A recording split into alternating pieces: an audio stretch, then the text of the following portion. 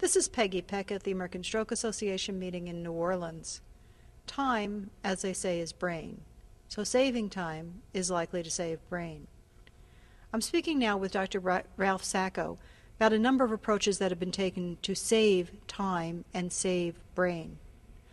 Dr. Sacco, there were papers reported here today at the American Stroke Association that suggest we're not doing a very good job at getting the message out for rapid treatment. Can you describe those papers?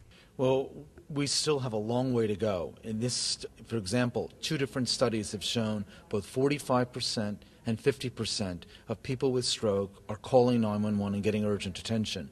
We have huge campaigns out there to educate people about warning symptoms, but we are still failing to get a larger number of people in urgently.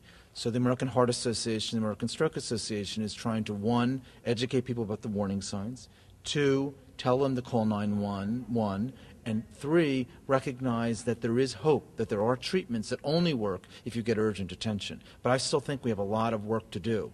We also heard at this meeting about a grassroots, EMS-based educational program that does make a difference in terms of changing awareness about stroke and changing awareness about stroke symptoms, and hopefully that would translate into more people getting urgent attention.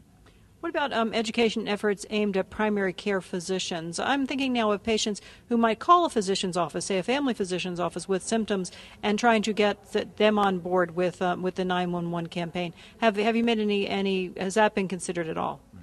Well, this meeting, it also is being shown that if people call their local doctor, that actually they will not get as urgent attention. So we need to educate, for example, primary care physicians to say if somebody's calling your office and they're presenting with warning symptoms like weakness on one side of the body, numbness, tingling, sudden severe headache, or difficulty speaking, you should tell them to call 911, not take a message and we'll get back to you. So it is important to have our primary care docs know what the warning symptoms are and have systems in place in their offices so if somebody calls in, they're told to call 911.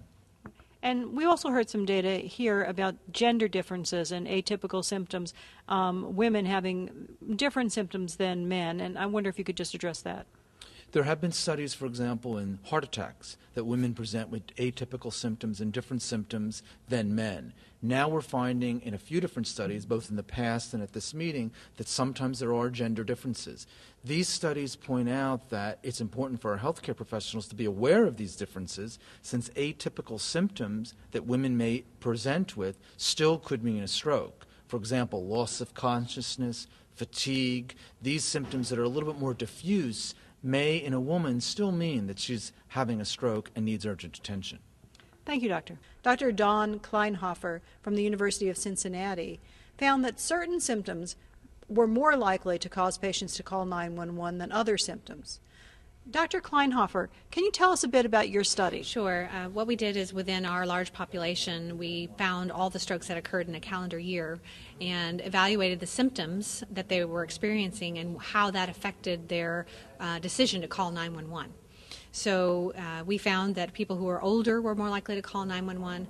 People who had hemorrhage were more likely to call 911. Unfortunately, only about 45% of people that had a stroke used 911. So that's something that we really need to work on, is getting people to call 911. But we also found that symptoms did affect people's decision to call, and we found that people who had weakness on one side of their body or had a decreased level of consciousness were more likely to use 911. We also found that people who had numbness were less likely to use 911. So when we were thinking about this, our conclusion was that the symptoms do seem to affect patient and family members' decision to call 911, and we especially need to emphasize things like numbness and severe headache are also potential warning signs for stroke, and that they also need to be viewed as an emergency. So in terms of speaking to your colleagues in primary care, for example, what efforts are being made to get the message out to their offices? I know that there's that sense that patients might have symptoms like numbness and call their family physician and might just be told to go to bed and rest and come back in a week or call back tomorrow. I'm wondering if you can just address that education, professional education campaign.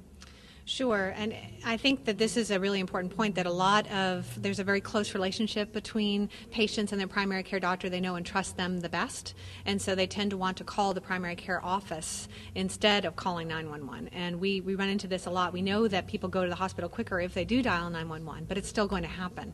And so I think for the primary care physician, it's very important to train your office staff and to consider the possibility of stroke yourself, and that if somebody calls in with warning signs of stroke, that they're not put off until the end of the day to answer messages, that there's a protocol in place where that patient is told, hang up, call 911, get to the hospital immediately. Thank you very much. In New Orleans, at the American Stroke Association, I'm Peggy Peck, MedPage Today.